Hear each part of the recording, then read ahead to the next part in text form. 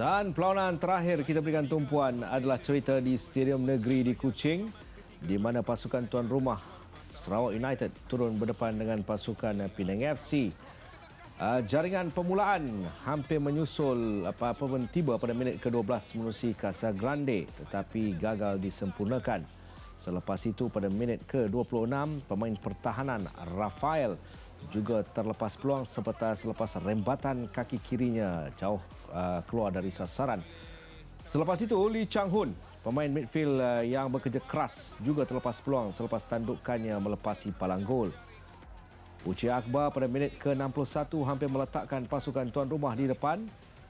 Namun penyudahnya kita saksikan sedikit saja kelewatan kemudiannya dinafikan penjaga gol pasukan Penang FC. Akhirnya gol yang dinantikan oleh pasukan pelawat muncul pada minit ke-73 menerusi Casa Grande selepas menerima hantaran lintang Hilal Al-Halwi untuk Penang FC di depan dengan 1-0. Ia juga jaringan kedua kalau tak salah saya untuk Casa Grande pada musim ini. Jaringan pertama, maafkan saya. Jaringan pertama dan selepas itu Sarawak menyamakan kedudukan berpunca dari percubaan Lee Chang Hun yang menggegar palang, follow up yang baik dari Boris Kok untuk satu mata buat Bisatan Aden di laman sendiri. Itu mata pertama Sarawak United musim ini.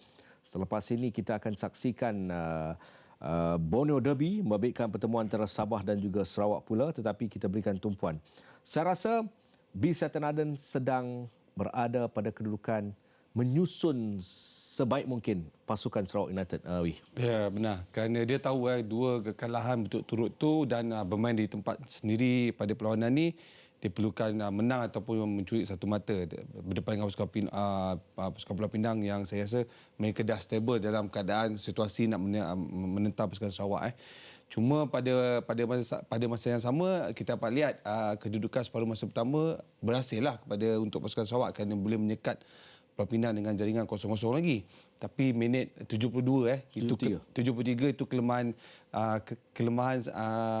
bertahan untuk pasukan Sarawak yang saya rasa kurang untuk memberikan tekanan kepada Casa Grande untuk melakukan tandukan.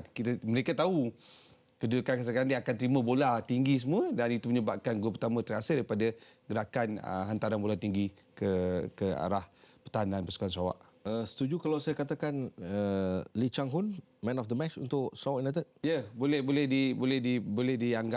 diambil sebagai pemain terbaik kerana kita lihat juga bukan saja Lee Chang Hun sendiri tapi gerakan kesemua pemain Sarawak juga baik sebenarnya, terutama Uci Akbar juga terima banyak bola, Boris Kok juga terima banyak bola. Saya lebih tertarik kepada pemain yang paling kerap terima bola tu lebih penting lah. Dan untuk Lee Chang Hun, kita dapat lihat itu gerakan sendiri individu dia melakukan rembatan, Boris buat follow up dan terhasil gol seri. Menolak Beto bermain di bahagian flank, ini Satan Aden. Okey, saya setuju betul. Kalau ikut kekuatan individu Beto ni, dia tak akan pergi ke flank, dia akan duduk di bahagian tengah kerana Beto ni ada teknik sikit pemain yang akan terima bola, buat antaran, buat passing yang baik. Cuma betul mengubah Beto di sebelah kiri itu adalah untuk mengimbangi kedudukan pasukan Pulau Pinang punya sebelah kanan. Tu Beto kena buat kedua kerja tu sepatutnya. Dia kena melakukan attacking dengan bertahan. So tapi bagi saya untuk lihat kelibat Beto bermain di sebelah kiri tak ada masalah sebenarnya. Okey, serba sedikit tentang Penang FC. Nak mengawal pemain-pemain Penang FC, nak mengawal pergerakan Penang FC adalah dengan cara menyekat hantaran-hantaran crossing. Ya. Kerana positioning Casa Grande sangat baik. Letaklah bola di depan, di belakang, dia akan ada pada posisi yang terbaik. Okey, sebenarnya Penang turun dengan sistem 4-1-4-1 tapi dengan dapat semua pemain utama mereka beraksi pada perlawanan ini. Itu yang lebih menarik.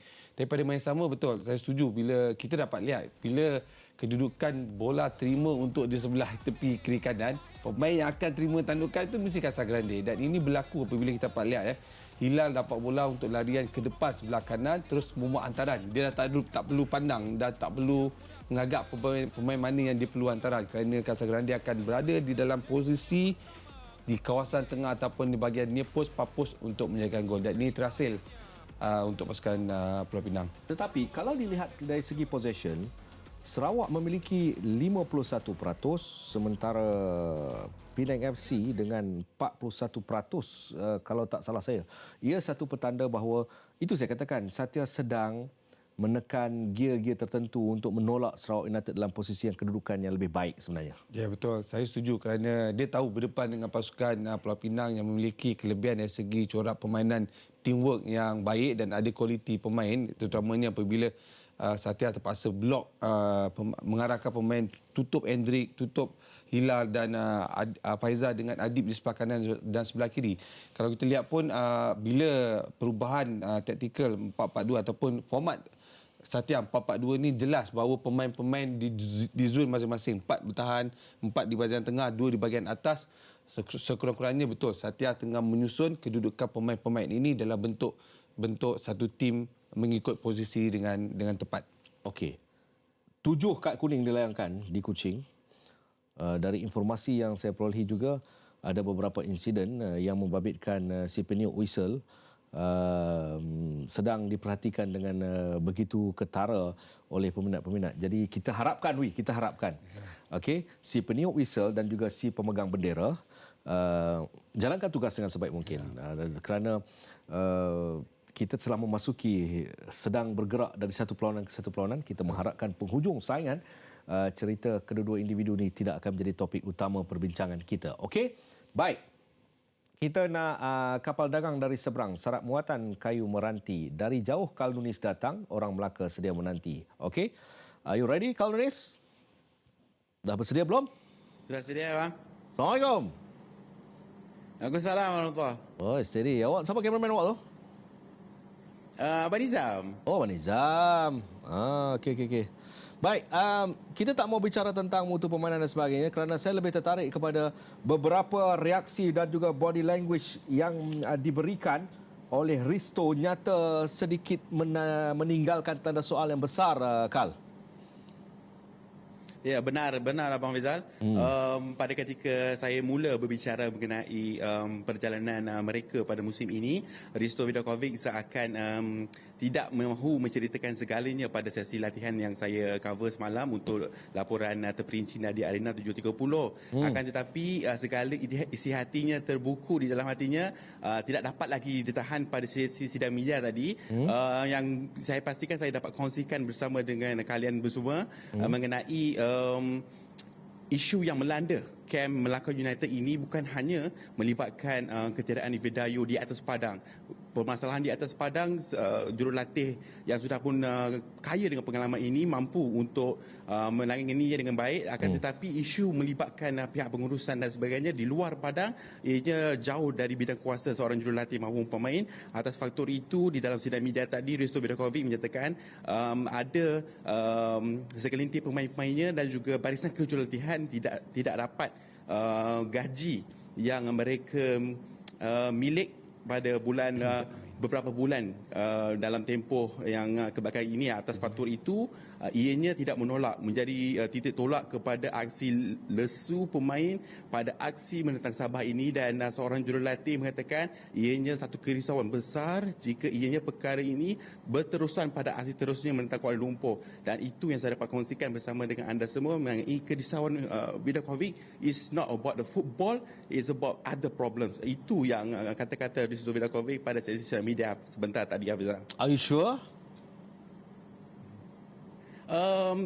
At first, I'm really sure. Yes. Pada ketika itu, saya mendapat daripada sebelah pihak mengatakan yang mereka tidak mendapat gaji, dan saya terus bergegas untuk membuat pertemuan bersama dengan CEO Datuk Justin Lee pada keesokan harinya. InsyaAllah kalau diberi ruang dan juga peluang, akan saya kongsikan bingkisan itu di Nadia Arena 7.30 pada hari esok, melibatkan apa sebenarnya yang berlaku. Kita tak nak dengar daripada sebelah pihak. Kita dapat juga daripada pihak CEO pada esoknya, tapi ianya berlangsung di atas alam maya. InsyaAllah saya dapatkan perkongsian daripada secara menyeluruh daripada kem Melaka United. Okey, saya baru saja menerima WhatsApp dari bos awak. Kalau awak tak dapat story itu, awak jangan balik daripada Melaka. Okey, baik. Zam, thank you so much. Nizam Barudin, juru kamera, dan juga Kal Nunis di Melaka. Terima kasih, Kal. Sama-sama. Okey.